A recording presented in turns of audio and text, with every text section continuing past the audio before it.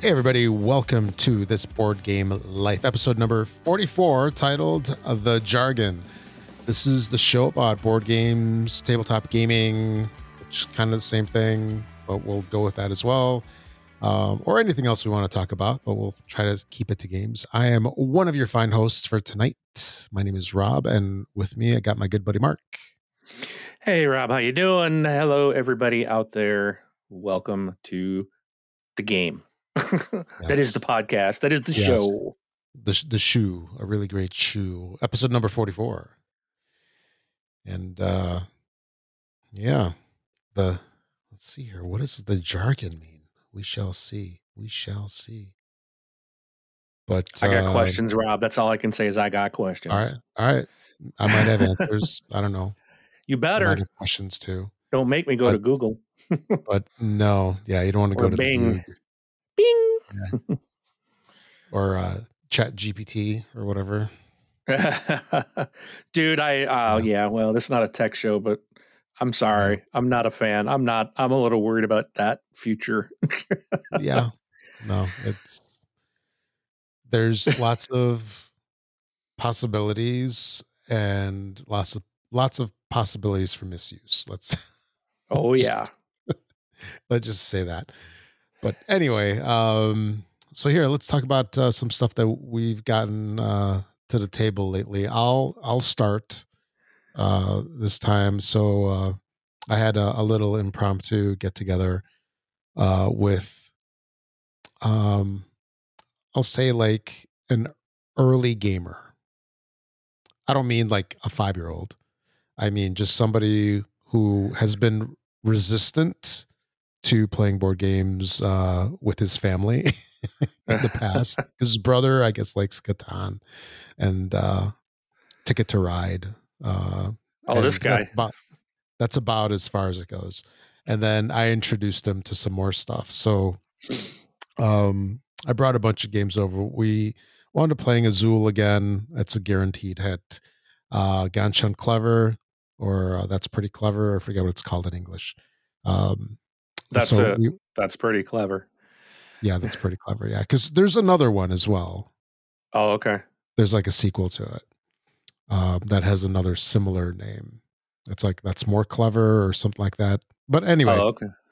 So we played that, and then nothing else got to the table. So it kind of worries me a little bit because I want to expand. I want to go out into different games as well. Because,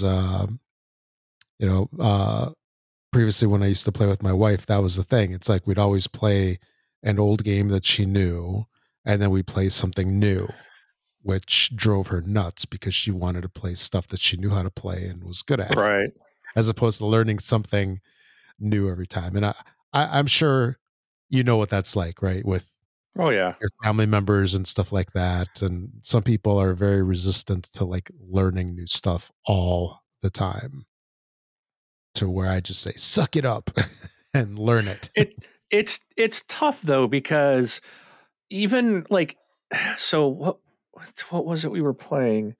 Well, even myself, when I'm playing something new, usually the first time through it, I don't like it because I don't know what I'm supposed to do. Right.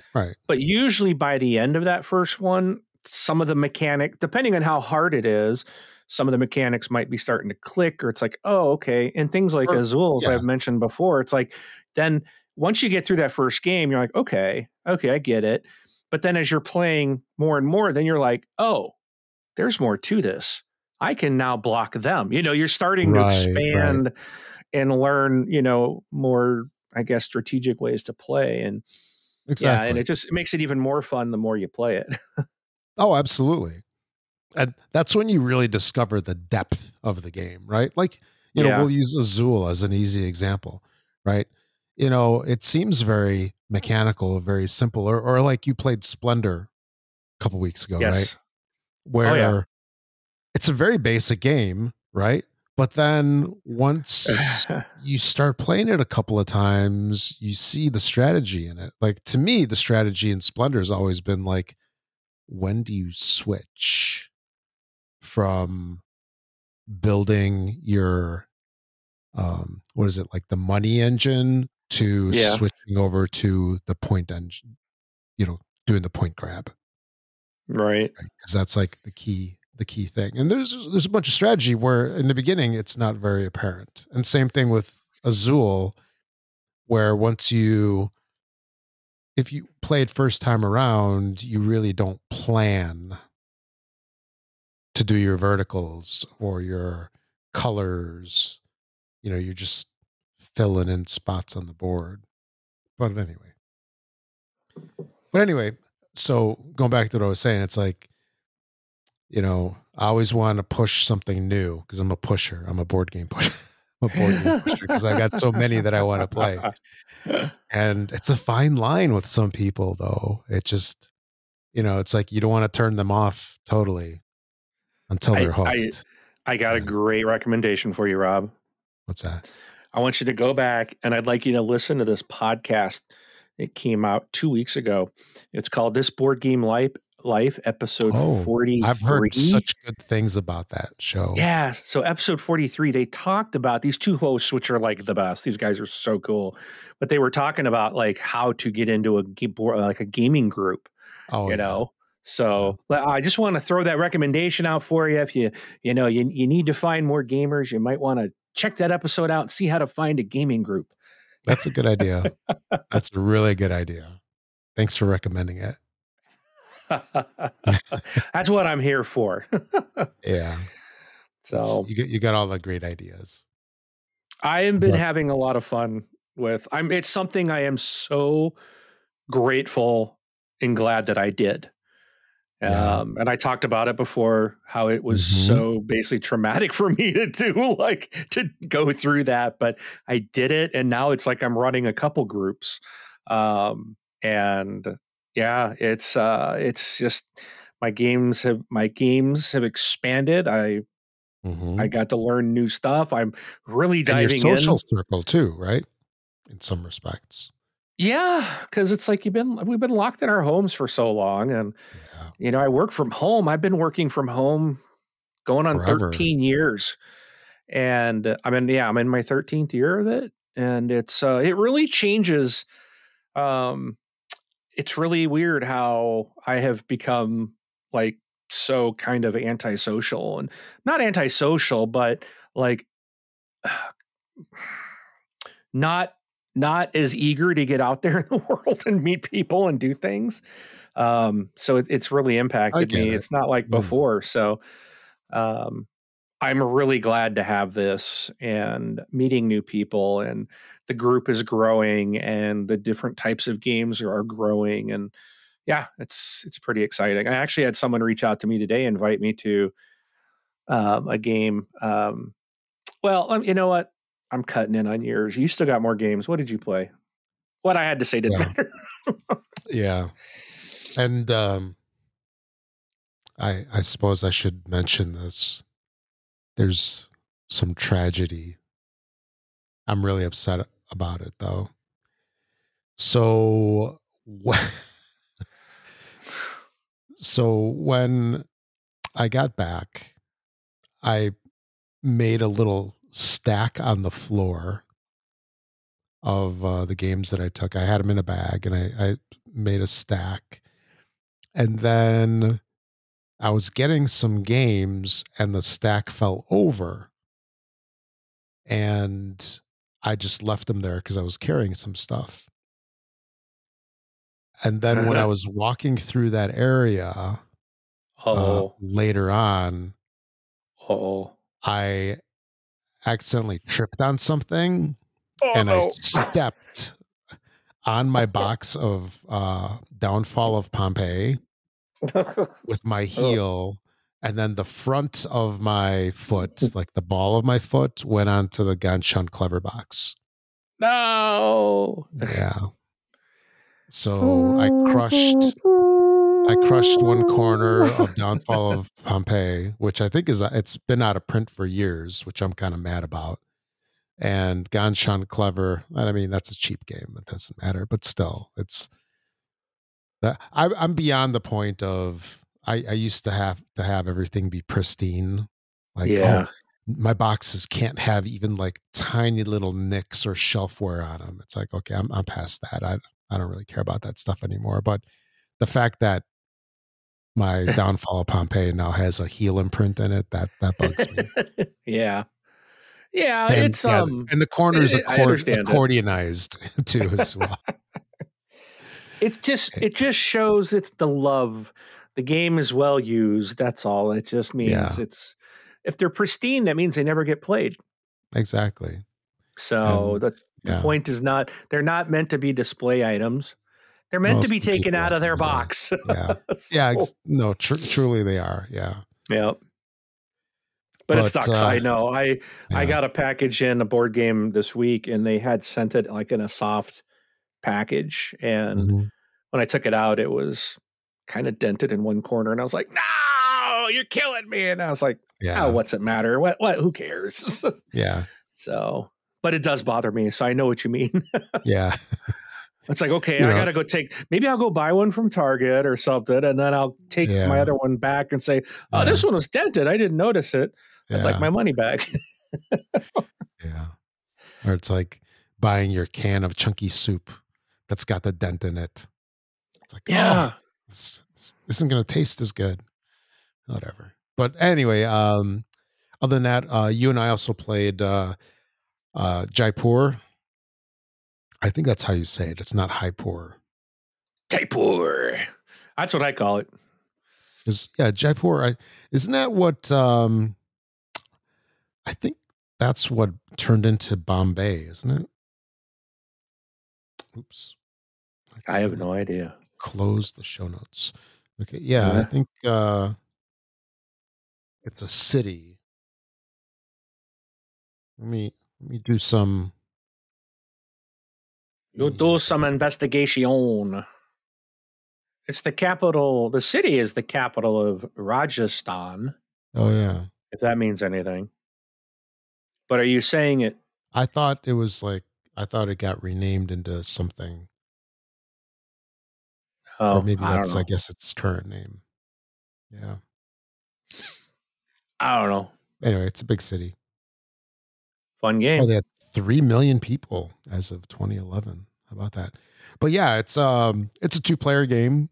Um, it's actually a lot of fun. It's been around forever, and they just did some kind of rework of it. I know you bought it. I think you got the new version. I have no idea. Yeah. Yeah, because the old version is more of it's more of a rectangular box, Oh, this almost is a like pretty. It's a small box. The one I yeah. have. No, it is a small box, but it's longer, like up and down. It's not square. Right. It is not square. It is correct. It's taller. So, if that means anything. Yeah, it's second edition from Space Cowboys. I'm pretty sure that's the one that you got. But anyway, it's a cool little card game. It's really quick to learn, and you can play so many games of it over and over and over. It's a lot of fun. It's enjoyable.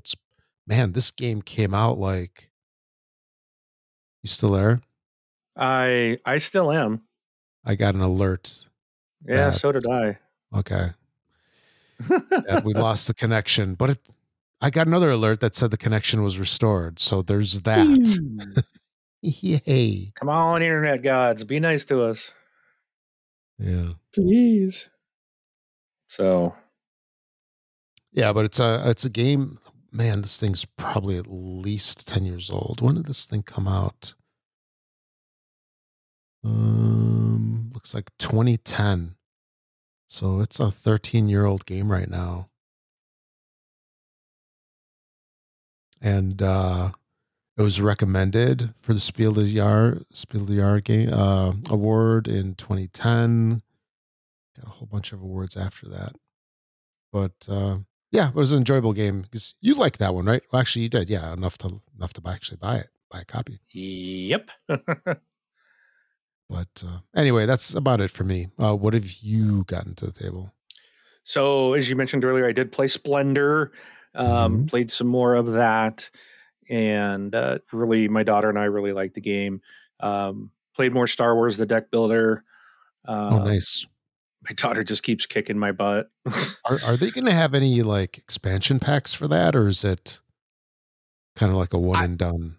FFG. I would think that they were going to do some expansion packs. I mean, that's their mantra.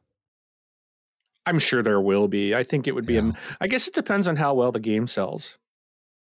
Oh, so FFG will have expansions. I'm sure they're already done.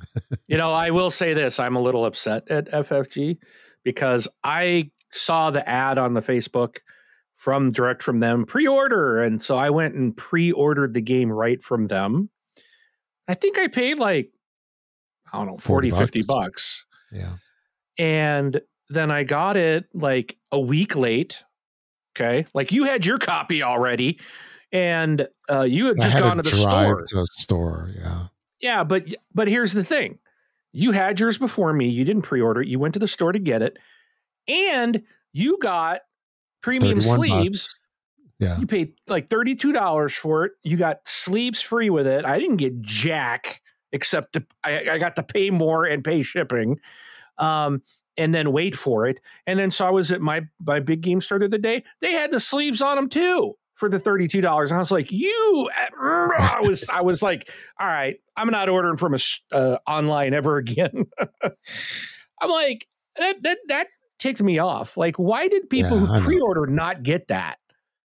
Like, I guess, it's not really a big deal because I had a crap ton of sleeves. We talked about that in a previous episode, but I'm like, this game's probably going to get a lot of use and these sleeves will fit this deck. So let's do it. So we sleeved it, but I almost bought another copy the other day and I was like, well, I could just give away my one I pre-ordered without sleeves to someone in the game group and then have the cool sleeves. But I was like, no, Mark, it's not worth $32 just to buy them to get the free sleeves because now they're not free. They don't sell them? No, they were all attached to the box. Yeah. I just wonder, maybe you can buy... you can't buy the sleeves from Fantasy Flight. I went to their website and they don't have them listed. So I don't even know where they're coming from. So, but anyways, that's just my little complaint of the week. But the game is a lot of fun. I do like it. Played some more parks. Played Jaipur, as you said. So you taught me that through BGA. I enjoyed it enough that when I was at my gaming group this last Wednesday, they had it on the shelf. And it was only like, I don't know, $20, nice. I think. So I was like, I'm getting this.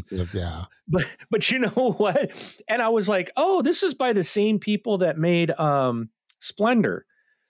Yeah, Space Cowboys. Yeah, and I will say I was actually very disappointed because I don't know what it is about Splendor, but those like poker chips. Yeah. There is something so satisfying about stacking them and then putting them on the table and like the sound and just, I don't know what it is. I'm like, I love that. Like, and so I was like, oh, this got the chips in it. They're cardboard. I was like, you have got to be kidding me. Because I opened it up and it was just nothing but round chips. And I was like, yeah. And I was like, oh, wait, these are all fake. So I was actually very disappointed. I'm like, I would pay more money if I could get a copy of Jaipur that actually had like the poker chips instead of just the cardboard. And I was like, wow, isn't that amazing how like a component, like I liked the game. I immediately opened it and I was like bummed out, like, oh, so. Well, so since you had your little introduction to the chips in Splendor, one thing you could do is that there are like poker chip sets that you can buy that are like geared towards, I don't say, well, not geared towards gamers, but they're made in such a way that you can easily sub out components in a game for poker chips. So like I've got this little like metal case that's got just a whole bunch of little poker chips in it with different denominations. And then if there's a game that you really like, you use that instead of the game's currency, right? Whatever it is, whether it's, paper money or whether it's like the little cardboard, or whatever you want to call it, chips, you just use the poker chips. So might be something you look into getting. Yeah, it would be really nice, actually. Mm-hmm.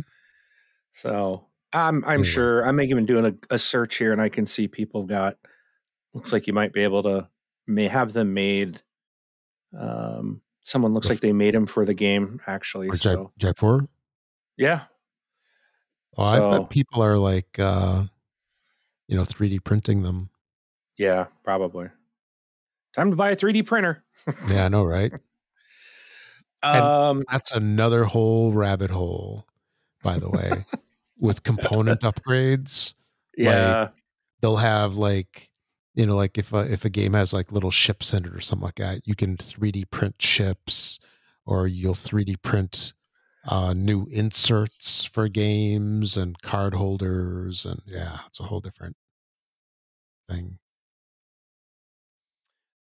Let's see. So I also played. So my Shelf of Shame game last episode was Godzilla Tokyo Clash, which I did get to the table, and we've actually played this twice. My daughter and I played it twice. There's 4 kaiju monsters in the game. One of the things I really dig about this game is like the box art and the cards. They actually have some stuff written in Japanese as well, so it's really cool. I really like the artwork in this game, but it's actually a lot of fun. So you are basically they have minifigures. So like I took Godzilla and the first time, and she took I think it's Megalon. And then there's also King Ghidorah and the Moth. Mothra. Jeez, the Moth. What's its name? Mothra. I was gonna say Mothra, but I'm like, it can't be Mothra because he would have said it, because it's so exactly. Similar. Yeah. Exactly. But you pick one of those, you get cards and stuff, and basically you're in the city, and so it changes. Like you build the city out based on the number of players. You build it a certain way, and it's got all these different tiles, so the city can be different every time. And then there's these events. So like there's either jets, tanks, trains, different things, power. Lightning rod things, so different things, and then different types of buildings, tall and small, and radar dishes, military installations, all these little things you put out on the map, so that you can destroy or throw your enemy, your opponent into these things and get energy, and the energies allow you to do attacks, and you have defense. So basically, and you're basically battling it out against each other, trying to do as much damage to the other person as you can, while you're taking buildings and stuff out. There's this card, so there's this kind of progress timeline where like after the first round, the city starts to work towards this oxygen weapon, which depletes the oxygen from the air to drive the monsters out of Tokyo. And which seems weird because like, well, then they'd all be dead too. But that's what it is. And once that oxygen line crosses over the buildings that you have destroyed on the timeline, they kind of work towards each other. Then the game ends at that point. So the game can go longer if you're not destroying any buildings, but then that's how you get energy and stuff, and do damage to the other player. So, and the second time I played as King Ghidorah, and there's some pretty brutal attacks and stuff that can happen.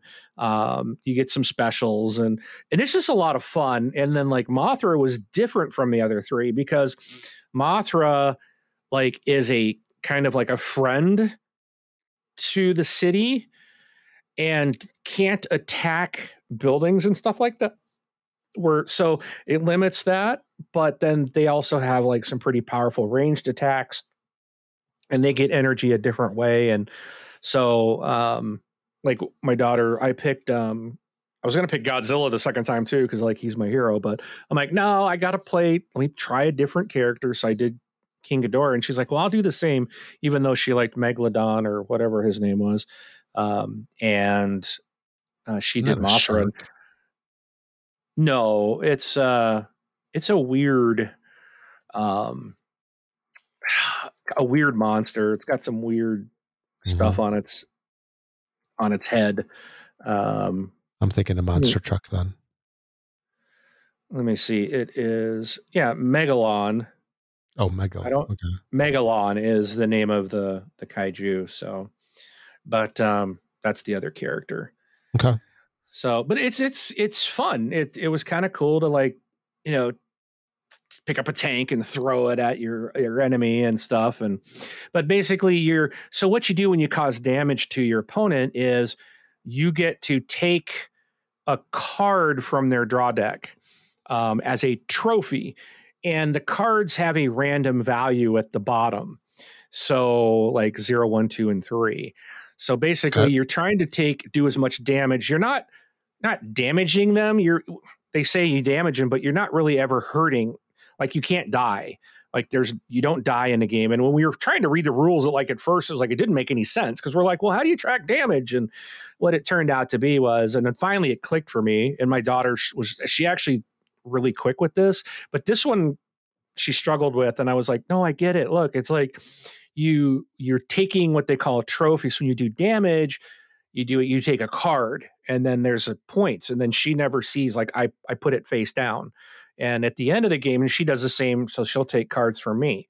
And then at the end of the game, once the city has vanquished us from town, that's when the game ends. And then you look at the piles and you start adding up your points. And then there's the King of the Monsters token. Whoever has that at the end of the game gets victory points. And then you total up your trophies, so to speak, to see who wins. But it's a lot of fun. We really enjoyed it. Played it a couple times. And it was one of those, again, like the first time we played it, it was like, I don't know. But then by the time we were done, it was like, you know what? I like that. Let's play it again. So we made a point of playing it again. So we did twice in the last 2 weeks. Also did Ticket to Ride. Got another game of Qwixx, which I really like. It's a roll and write. Did I talk about Welcome to? I don't think you had played it. You were going to learn it. I think when we talked last. Love that game. It is really so much fun. I can't believe I've owned this game for, let's see, you were here, 3 years ago? And you brought that? 2020. Yeah. Yeah. So, and then I remember I didn't get to play, but you taught my kids because I was like sick. Just your daughter. Oh, no. Okay. My oldest son. Your oldest, taught Colin and Haley both. Yeah. Mm-hmm. So you taught both of them, and they both liked it. But my daughter was like, "Oh, this is so much fun!" And so I was like, "Fine." It just never again. It was like one of those. I looked at the box and I was like, I bought it because it was like something you recommended, but it only took me 3 years to try it. Absolutely love it. But you tried it. Yeah. Yes. So got that one out. My game group this last week had a bunch of new people show up, and someone brought Lords of Waterdeep, which is a Dungeons and Dragons board game. It's an oldie but a goodie. We played that. Oh my gosh, did I have fun? Well, it was loved the game. I'll tell you later about the evening, but the game itself was a lot of fun. I ended up buying a copy and the expansion that goes with it, and I am like really excited to play this one with my kids. I think, right? Expansion. Skulls, I think. Something like that. What's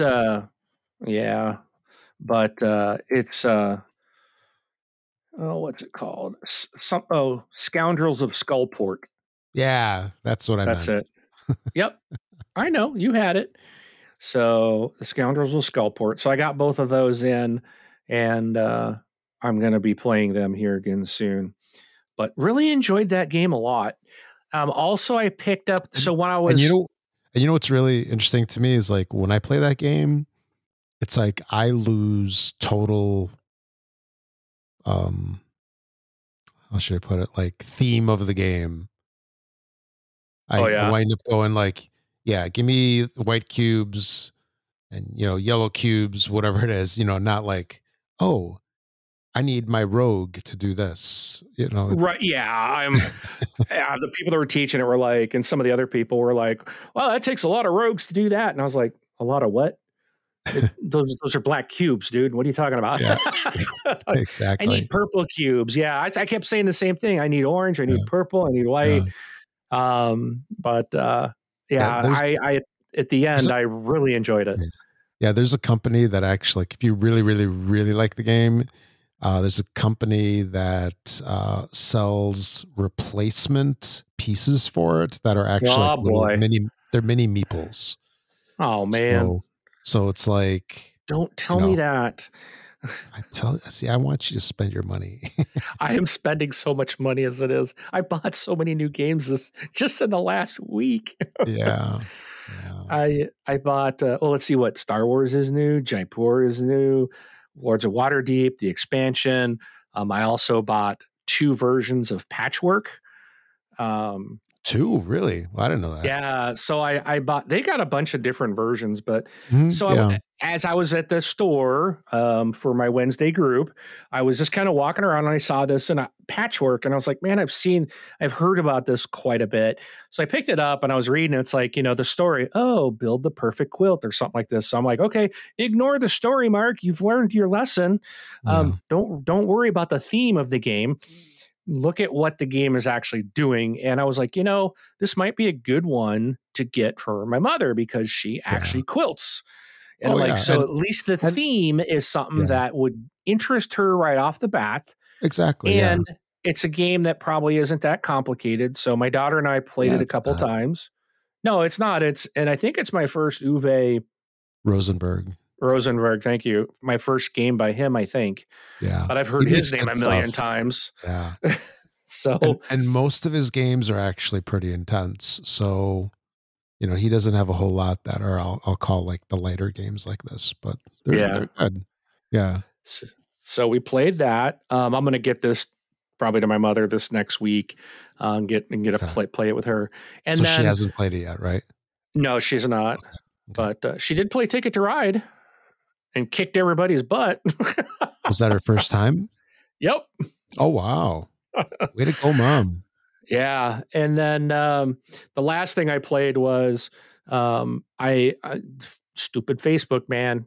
Doomlings has a new Kickstarter, and I was like, so of course I had to go back it. And then my daughter saw that I actually, and they had like their rewards or whatever, so stupid. Like, oh, join the Doomlings group, post that you supported us on Facebook, share on Twitter, share on TikTok, all this stuff. That's their like rewards. I was like, this is stupid. But I did do the Facebook one, and so I made a post that I'm back this, and my daughter saw it, and she's like, well, we need to play this because I haven't even played it yet, and you're already backing the next one. So her and I played that the other day, and I like the game a lot. It's a lot of fun, but I think it's better with more than 2 people. You can play with 2, but Yeah, probably. it's just it goes by too quick when you only got Mhm. 2 people, I think. So, but it's a fun game. I really like it, and I'm glad I got to play it again. So, but that's what I played this week. That's a good list.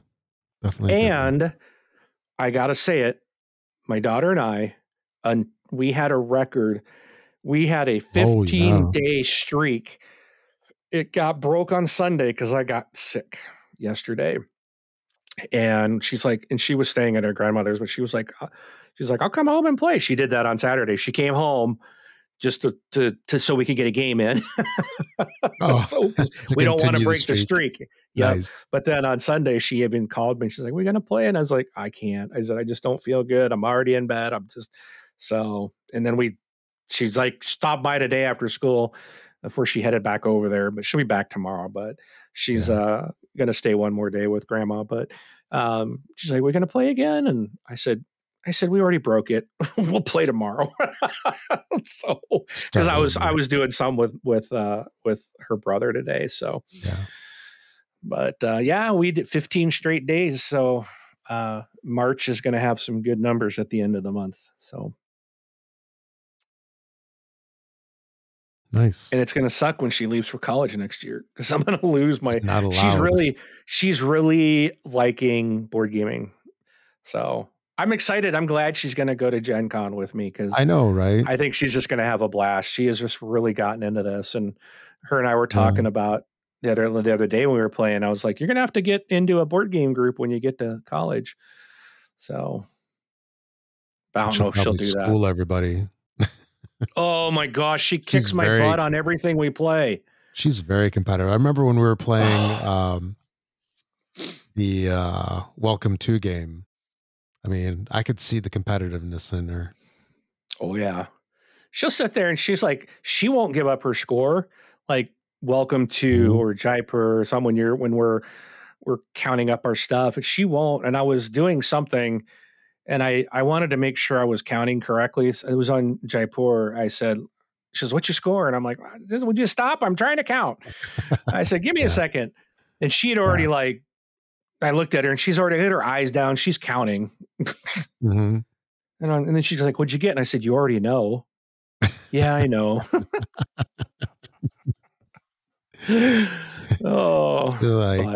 Take that, old man. I won again. She wins so much. She really is. She's got the knack for it. She really, I'm just like, what do I do? She's got the knack, man. She's really good at these. Some people are very competitive. Other people personally, I mean, if I win, it's great, but I just have such a great time playing, Yeah. The social aspect of it and, the game itself and everything. It's like, I don't care if I win or lose, really. Yeah. Winning is nice, but still. It's about the, like this last week with the playing that game, I'm like, I really enjoyed the game and I loved learning something new. And I think I learned something that we're going to talk about in a minute, but I think I learned I think I now am keying in on certain types of games that I like. Yeah. So. And you generally do have favorites. Yeah. And not all of them are favorites. Anyway. So that's it for me. Okay. You want to get on with the main thing? Yeah. So the jargon, Rob, there's so many terms and I'm like listening to podcasts and watching a lot of YouTube and board game reviews and board game shows and different podcasts that just people talk about all these things and they just ramble stuff off. And I was like, what the heck are you talking about? Yeah. So I kind of made a list of some things. And of course, when I first joined you on the show, I didn't know any of these. Now, a couple of these I figured out. Sure. But I left them in there anyways. So I want to ask you. All right. Okay. And I apologize to those that might be listening I apologize for those that might know all this. I'm not going to go into every type of jargon that there is because it's a crazy ton, but just some things that have stuck out to me that I really like. What is that? So what is it meant by asymmetrical play? That's typically when people don't do the same thing. And what I mean by that is like, for example, when you play, let's say like a Star Wars game, like the card game, where one side plays the Empire, the other, the Rebellion. Right? So you have your own like abilities, your own, things that you can do that the other player can't. And they have stuff that they can do themselves. Or like another game, there's a game called Root. I've heard of that one. Yeah. So in that one, there's different, like, I'll call factions, and different factions have different abilities and stuff like that. And you choose a faction. And wait, there was, oh man, what's that one? There's one that you play. Is it Villainous? Does everybody play something different in Villainous? Yes. Villainous is everybody's different. Yeah. Yes. So that's another one that's asymmetrical, where basically you kind of do your own thing, and it's not like everybody. Like a symmetrical game would be like if everybody plays the same character and they have the same abilities and they can, Okay, so like old school board games, essentially, like you're all doing the same thing. Okay. Mm-hmm. So that's what that is. Okay, that makes a lot of sense. All right, cool. All right, so here's one. Engine building. Like I've yet to build an engine. I don't even know the first thing. I know it needs oil. You got to have spark plugs. You got to have fuel, air. But I've yet to do a game where I have to build an engine. Yes, nice one. Bada boom. Engine building is usually where you build I'll call it like an environment. I'm being like so vague with this, but you build like an environment to generate something.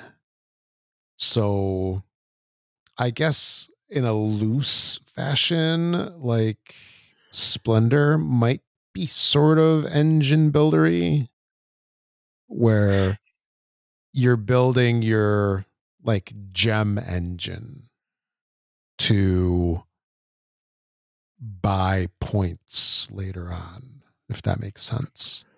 Okay. Do you see what I'm saying there? I don't know if Yes. I'm trying to use games that you've played to give you an example. No, and that's great because it really like I didn't understand asymmetrical, and then as soon as you say villainous, I was like, boom, oh, okay, yeah, Duh. it just yeah. So it does help if it's something I'm familiar, that I've played. So, or like or like another way to look at it is like one of my favorite games is Manhattan Project. I think I've mentioned it before, and you have like a factory board in front of you where you're like building this engine of resources, and it's like every turn you're just like getting cascading resource generation that you use to get new stuff. And man, there was another one that you told me. So would Dog Park or Wingspan be an engine builder because you're getting resources to? Yeah, but you're not really building anything. You're just getting birds out. Oh, I mean, you don't have to build something. It's just think of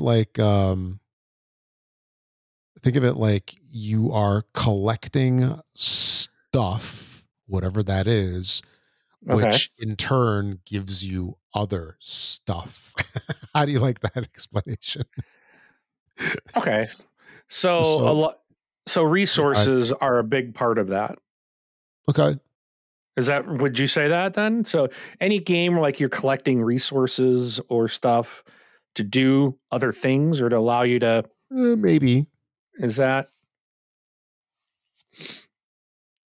okay? I mean, it's like possible, right? So I don't understand. And like, why is it called engine? That's because it's like generating something, right? So I'm looking at Wingspan. Wingspan is not classified as an engine builder. What was the other one that you said, or a Dog Park? Yeah, because you're getting like you get resources to start, so you buy some dogs.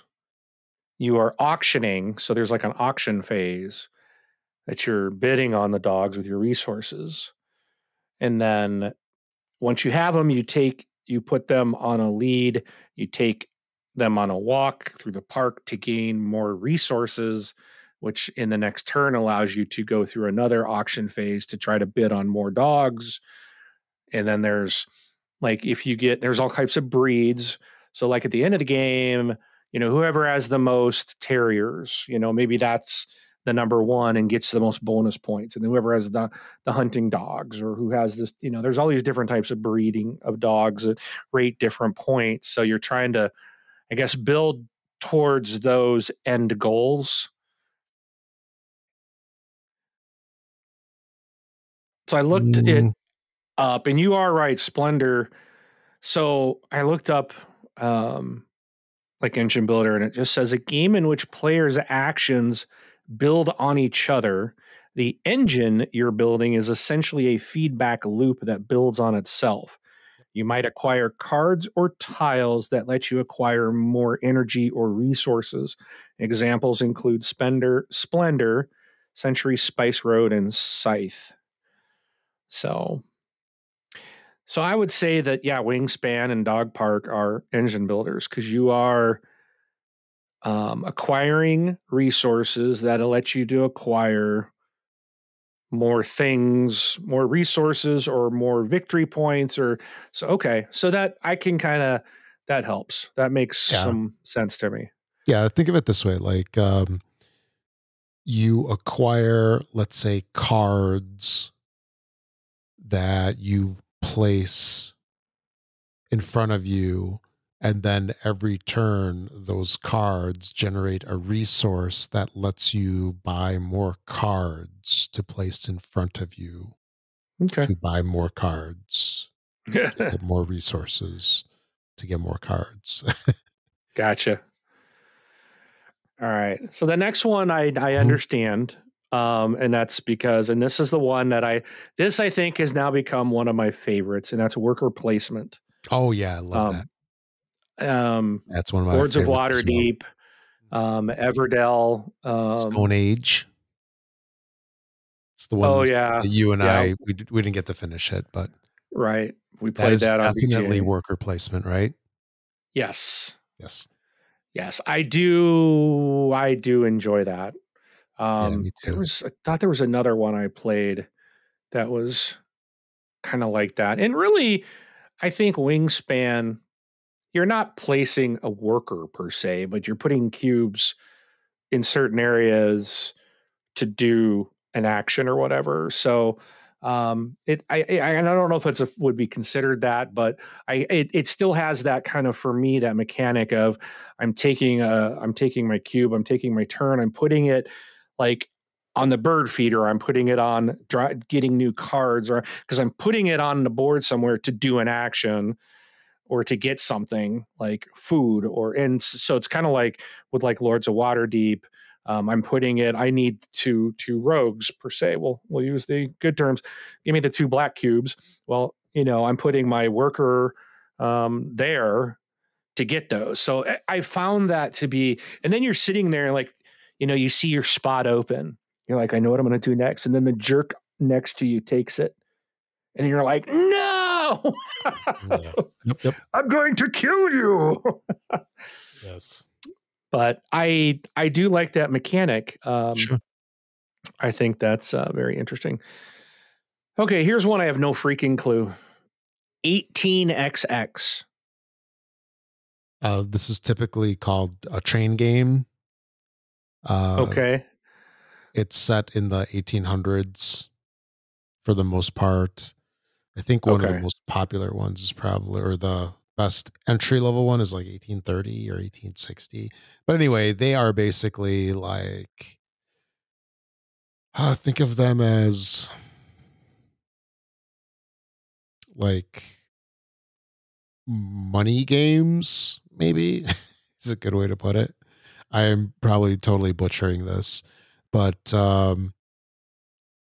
it's very much like just financial, growing a railroad, expanding. It's more of a hardcore game. I would say that. It's probably, medium to advanced, with what 1830, I think, is like one of the best entry level ones that's not as hardcore. Okay. That's an easy one. That makes sense. All right. How about Polynomial? Polynomial? What are you getting into geography here? I have heard this one so many times, and I was like, what are they talking about? Did I say it wrong? That was a joke, by the way. Polynomial has to do with numbers, not shapes. I don't know what you mean by this. I'm not familiar. Are you sure this is the right thing? I'm pretty sure that's what I have heard. I listened to maybe it's maybe polyomino. Maybe that's what. Oh, I think I know what you're probably talking about. There's a bunch of games that deal with Tetris shapes. Patchwork is one of them. They list that one as a polyomino. Okay. So, yeah, I said it wrong. Okay. Okay, so Tetris shaped type of games are okay. Well, so I've played one by Patchwork, and it's actually a lot of fun. Yeah. So polyomino is just your typical L-shaped squares, straights, different bends in them and stuff like that. There's a whole slew of games that use these. Most people probably just say a Tetris style game. I mean, it's not like Tetris, but just uses the shapes. Okay. Yeah, there's a whole ton of them. Fits, Amerigo, Patchwork. Okay, cool. It's crazy. Okay, so I know the next one. I've been introduced to it. Flip and write. Welcome to is a flip and write. Flipping the cards and then you write down what you're using on your paper. So I got that correct. Okay. Okay. And then obviously roll and write is you roll dice and then you write down. So Yahtzee would be a perfect roll and write. Sure. Yeah. Mm-hmm. 4X. I heard this one just the other day for the first time, and I've never heard it anywhere else. But yeah, this it's got board games. There's even some like 4X video games too, but it's basically 4X, and then each adds 4 X's, I guess. It's like exploit, exterminate, expand. Did I say explore? Oh, explore, expand, exploit, and exterminate. You said, yeah. So that's what it is. So it's basically, you're expanding, exploring, exploiting for resources, and exterminate, fighting, or something like that. So there's there's a whole bunch of like video games along those lines. Like I think Civilization games are like that, right? The Civ series. Okay. Right. So you're, expanding, exploring, and all that. And there's a lot of space ones that do that. I think there's some Warhammer ones, for example. I'm sure you played them to some degree. Some of them tend to be a little dry. Yeah. But yeah, there's this analog to that in the board game world where it's just basically the same thing. Like there's this one that I've got from GMT, and I can't remember the name of it for the life of me right now. It's like a really popular one. There's another one called Eclipse, which I think just got a remake recently. That one, I believe, classifies as one. But yeah, they tend to be heavier games as well. So it's not really like an entry level thing, although they might have like lighter versions of them. Okay. Area control. Okay. Area control is where you try to control an area. How about that? Is that a good one? Would this qualify for like Ticket to Ride because like you're controlling train lines, or is it more of like Risk where you're taking over Yeah. countries and more like Risk. I think that's a better way to look at it, right? Or Axes and Allies, maybe, to use the old school games, where you're basically taking over an area and you could potentially lose it, right? Right. And you're trying to hold that area and expand. I personally, I don't like these that much. That's just my thing. I don't like fighting. I'm a lover, not a hater, I guess. Right. Sure. But Right. yeah, area controller, one of my least favorite style games for some reason. But yeah, that's what it's all about. I don't know. I Okay. can't really come up with a good example for one. Game of Thrones, the huge old school board game. That's definitely one. Okay. Let's see. Probably Kingdom Builder is another one. I don't know. What about Next. trick taking? So these are usually card games where um there's some kind of trick and you take it. Okay. There's an area and you control it.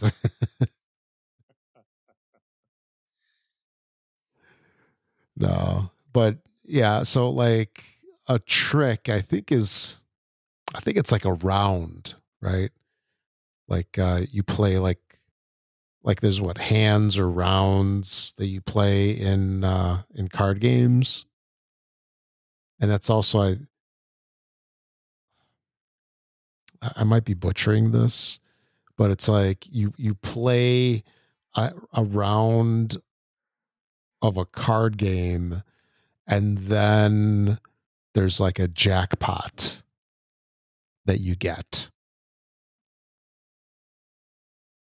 Does that make Oh. kind of? Okay. Yeah. So, okay.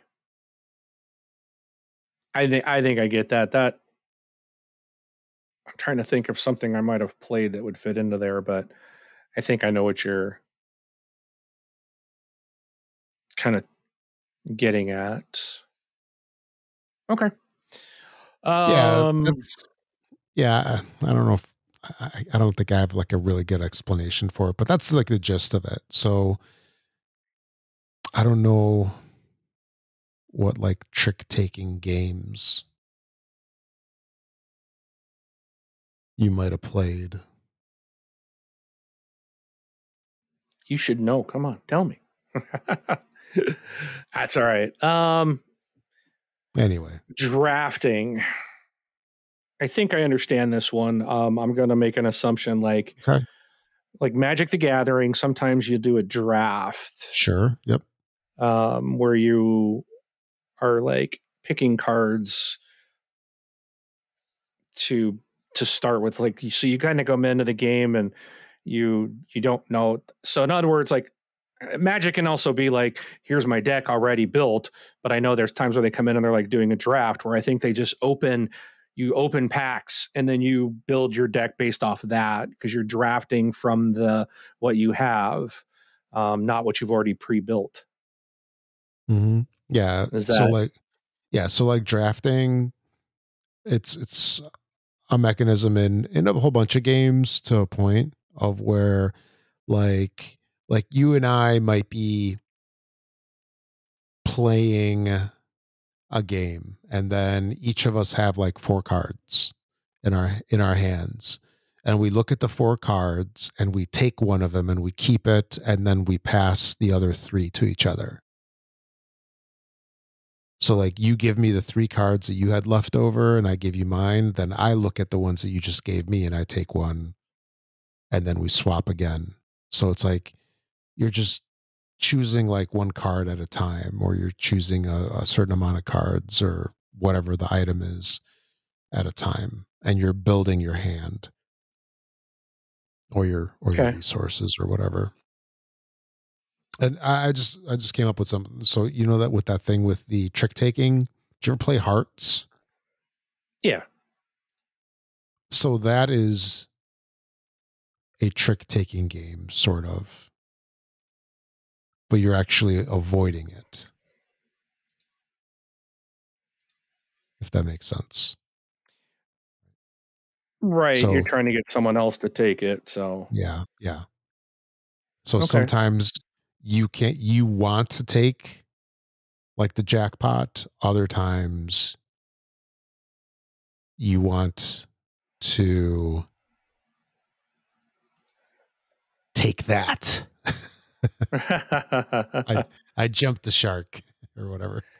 Yeah, no, you but did. You might want to give it to somebody else. But anyway, okay.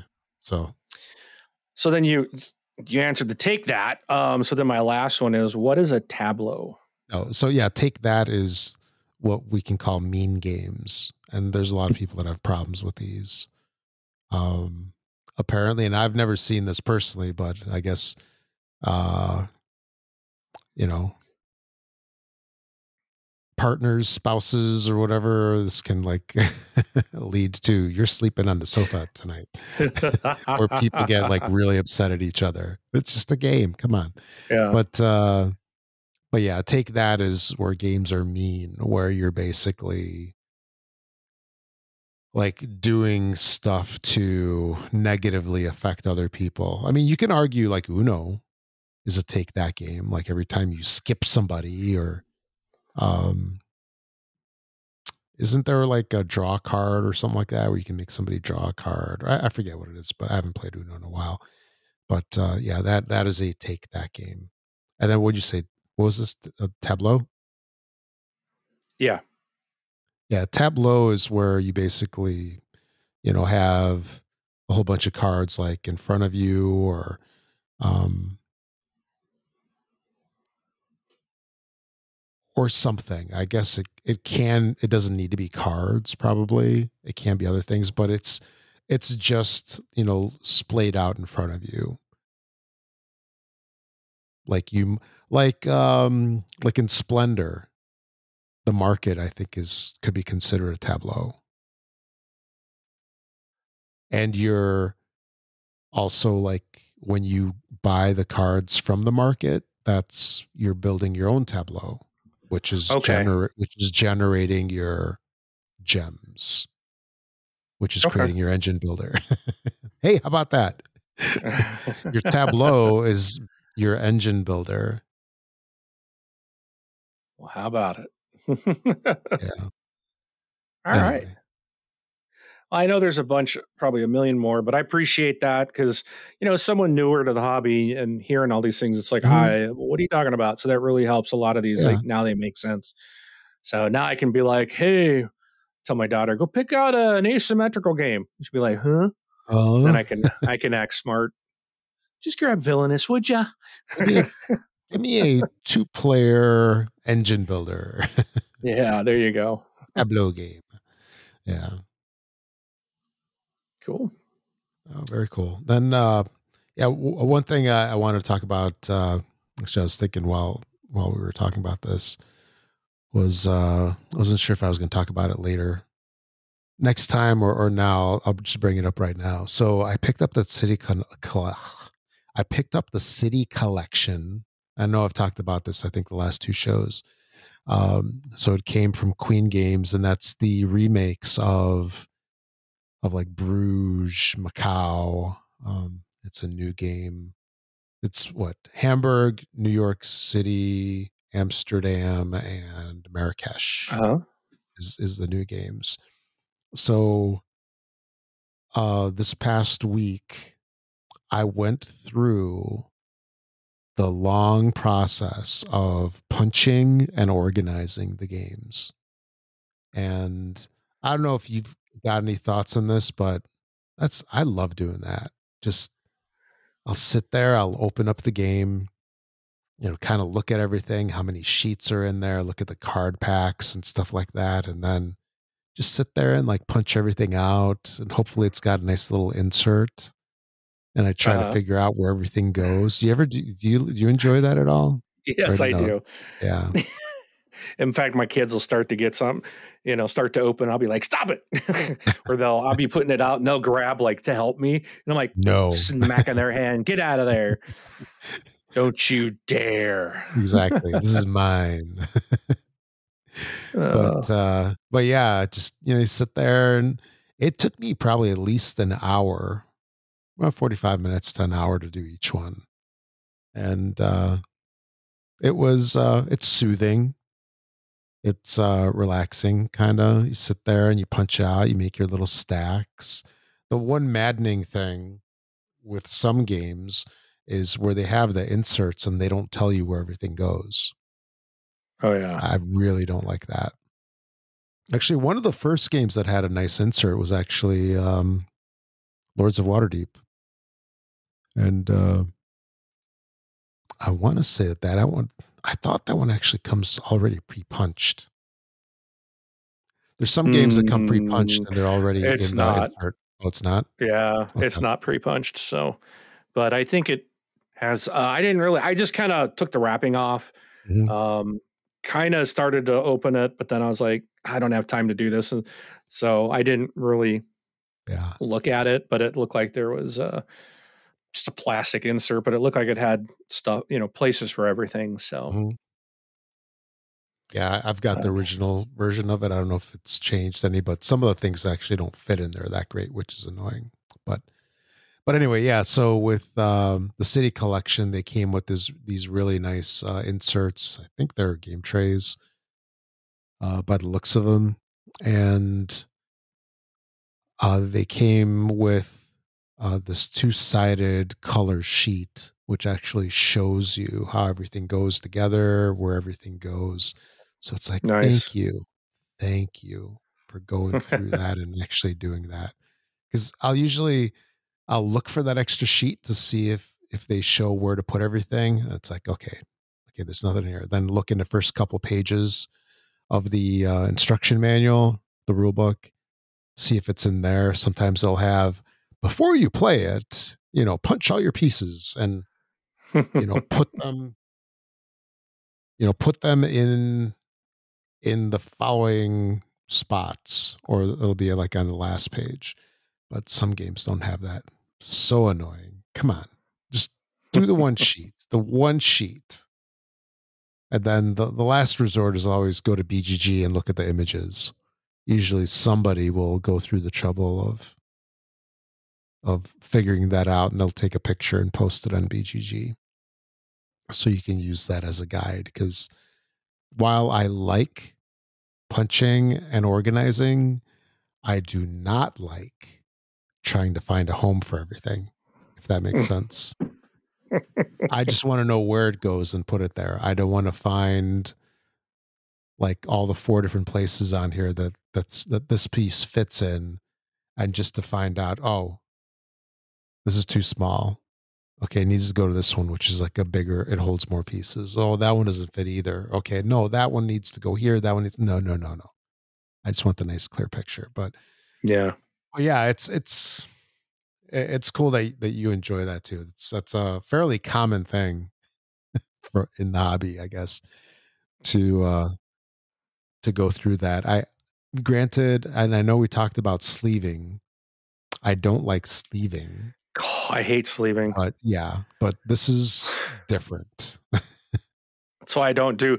I've decided I'm pretty much not gonna sleeve unless it's something like the Star Wars deck builder. Yeah, I'm like, we're exactly. probably gonna play this a lot. Mm-hmm. Then let's sleeve it. But other than that, nah. I'm nah. Yeah. Villainous, Exactly. forget it. There's like 8,000 cards, no way. And then they don't fit in the box after you sleeve them. Yeah, that is very annoying.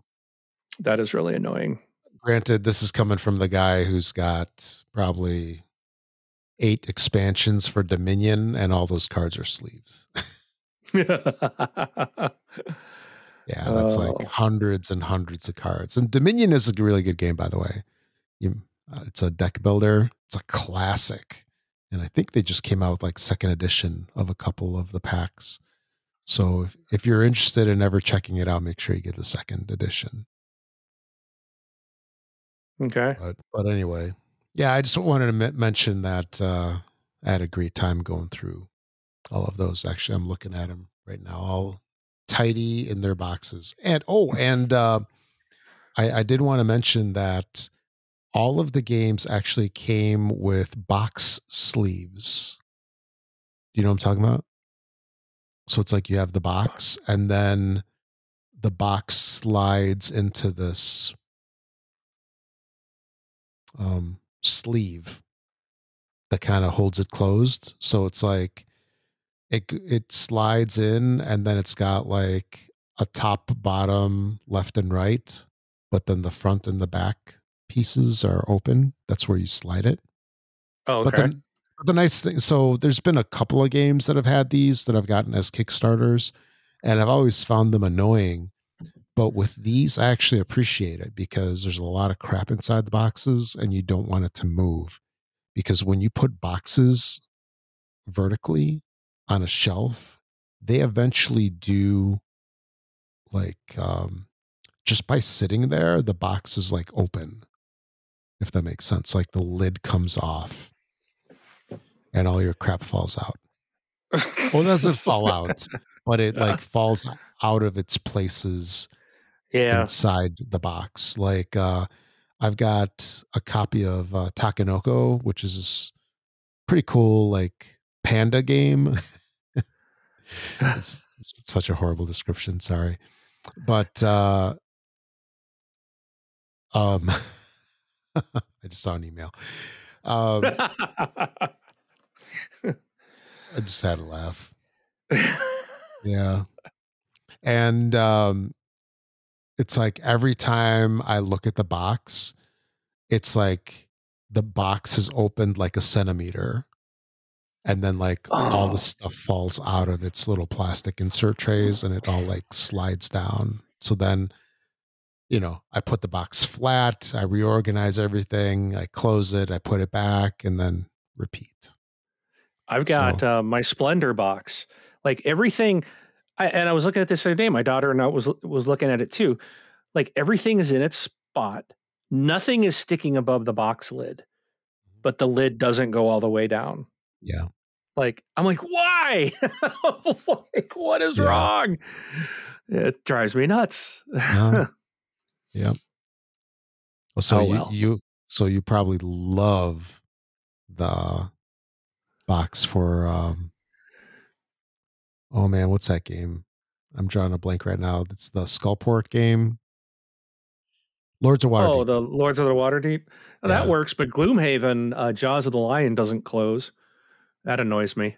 And that was popped even to begin with. Mm-hmm. When it shipped that way, it wasn't. And even I'm like, okay, you punched everything out, you put everything in there, and there's so much stuff in there, it still won't close. Yeah. But the box, I need to put it on the bottom shelf so I can't see it. Yeah, there you I'm looking at it right now. Like I need to move that box so I can't see it. Yeah, you definitely don't want that on the high shelf. That's for sure. Right. Yeah. But yeah, the Lords of Waterdeep box, it's like 2/3 lid. Yeah, it's weird. Yeah. That's annoying. Yeah. Just like the metal. But it's easy to open though. Oh, don't get me started on tins. If I ever find Forbidden Desert and Forbidden Island in a box, I'm throwing these tins out. Yeah. Maybe that's a business opportunity. Replacement boxes for your tins. I bet someone already does that. They probably already do. Mm-hmm. Oh. Or it's probably the people that actually gave up on boxes and they put all of their games in Ziploc bags. Oh, you can fit everything into 2-gallon ones, I'm sure. Yep. Anyway. So go ahead. I was going to say we're about hour 15 and how much we want to cover before we call it a shoe. I know we're getting close to our limit here. Yeah, so just Did you get anything new to the shelf this week? Yeah, I only got. No, I got a couple things. So I got the Terraforming Mars Collector's Edition and the Oh yeah. expansion for I forgot the name of it. It's the Ares something.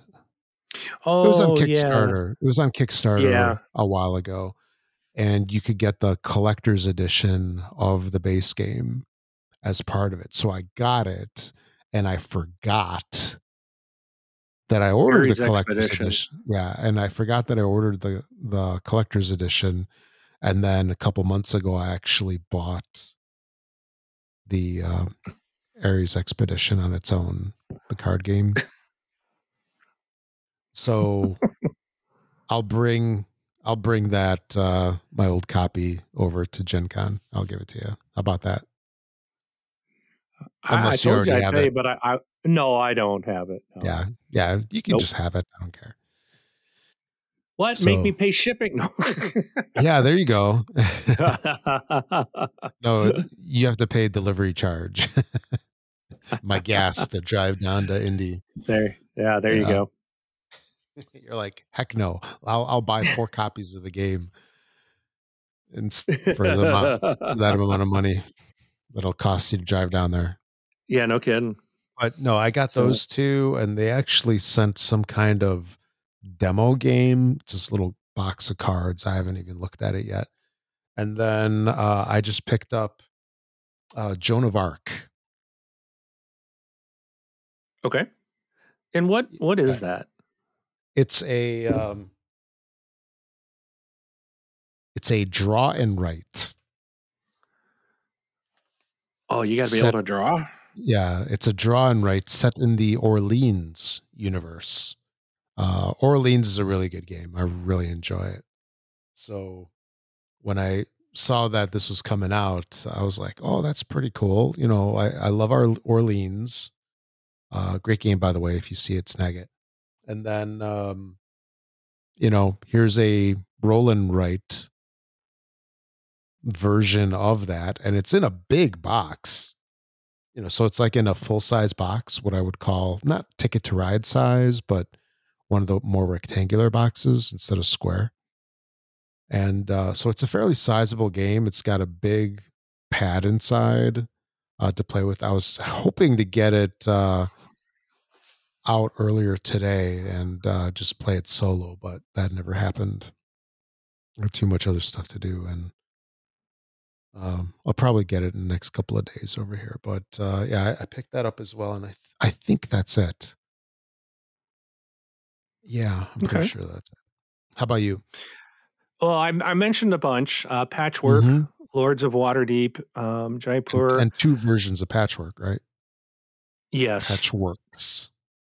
So Patchwork. So I got like the original game, and then I got like the American, what's it called? The Americana edition, which I think it's the exact same game. It just changes the colors of the tiles to be like Americana. You know, it just looked kind of cool. Yeah. And then I did also like pick up Halloween, and they got, I think, Valentine's, and there's like so many of them now. Yeah, I'm not going to go down that. I'll just get these 2 and call it good. But where I can't do that is I did pick up I was missing one Azul game. Oh, so yeah. I picked up the Stained Glass of Sintra. So I now That's have them pretty good. all. Nice. And yeah, that one, when I was pulling that one out, man, I was like, dude, check this out. Look at these, like the tiles are like clear and they look so cool. Like I really dig the look of the tiles. But that was another one where I had a problem with the box, like getting everything put away so that it was closed correctly. And I don't like the way that I had to put everything back. Previous games were a little bit better in the Azul series. This one was like, you could have made a little more room here, but I haven't played it yet, but I'm looking forward to trying that one out. So those are new to my shelf. I meant to mention this to you. I saw, I was looking at some pre-orders the other day that they're coming out with like a mini version of Azul. Oh, jeez. I don't need any more versions of this because I have to have them. The Except the completionist chocolate. in I'm you. not buying the chocolate edition. Yeah, No yeah. way. I draw the line there. That one's a pass for me too. No interest. So, but I need all the others. Yeah, no, I know how it goes. But yeah, this is, I guess, just a mini version, maybe like a travel version. Yeah, I don't need that. I don't know how small it is, but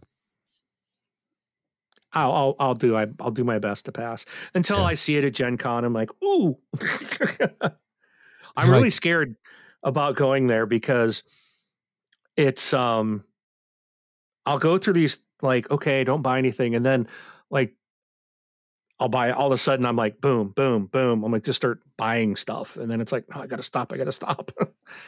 Yeah. So I'm kind of worried. I don't know if I can control myself for 4 straight days.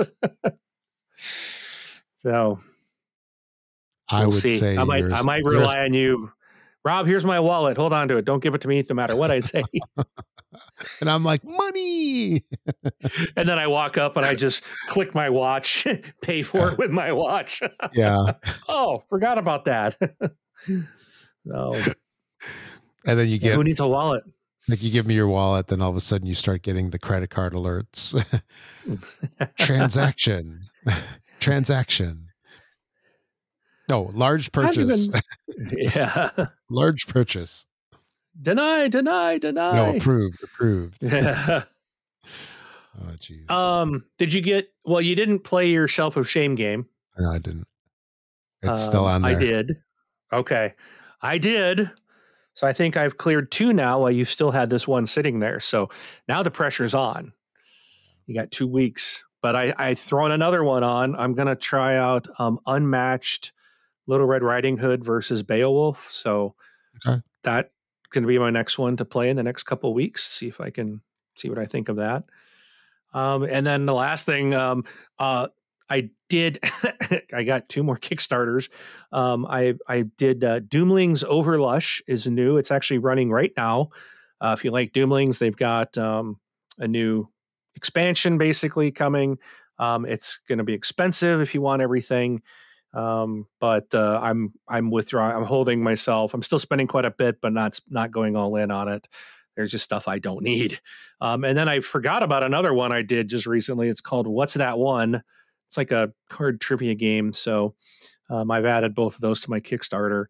And I messaged you, Rob, this week because both of us have on our games we have Flamecraft.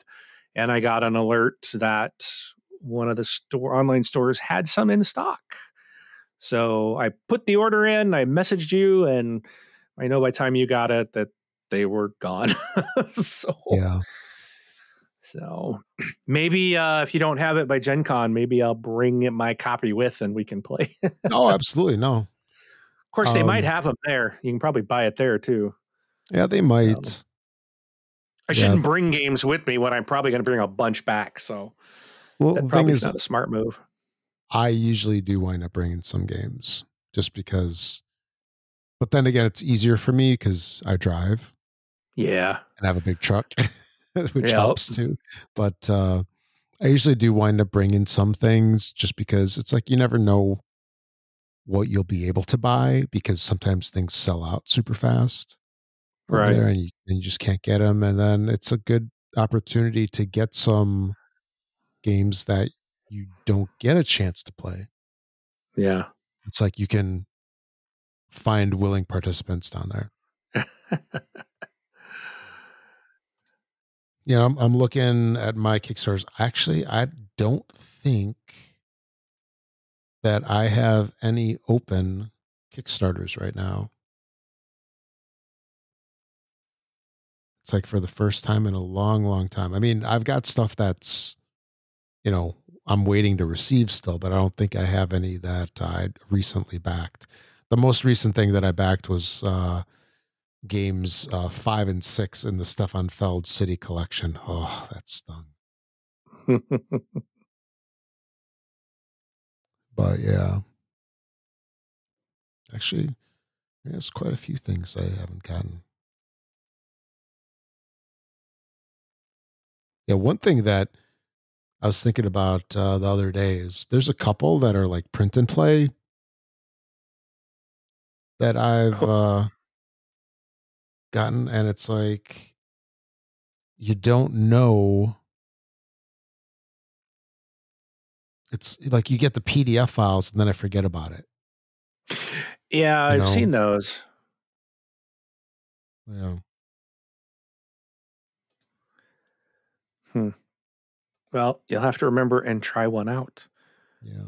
So I guess that's not on your shelf of shame because it doesn't go on your shelf, right? Yeah, that's true. That's on your file folder of shame. Yeah, pretty much. Along with the other print and plays that I never printed. It's like here's early access to the print and play for this game that you'll get in a year. It's like, oh great, I can print this out now. I'll just wait. Yeah. I don't know. I know some of these, like you can read the rule book and it's like, well, they might change by time it gets here. And I'm certainly not going to remember the rules by time it arrives, so I don't even read the rules.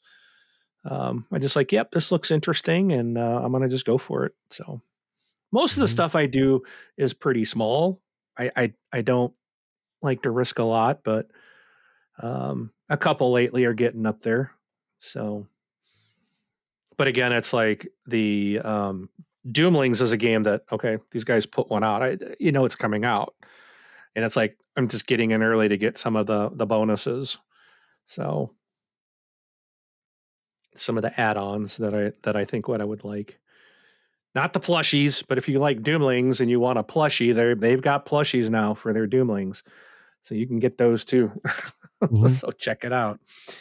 So, but that's it. That's all I want. I guess that's it for me. Me as well. Oh, and that was Ares Expedition Expansions, Discovery, Foundations, and Crisis, along with the pimped out base game. Oh, wow. They can fit in the box. Large Kickstarter exclusive box holds the base game and the expansions. I totally even forgot about that. Yeah, Anyway. nice. All right. All right. So is that it?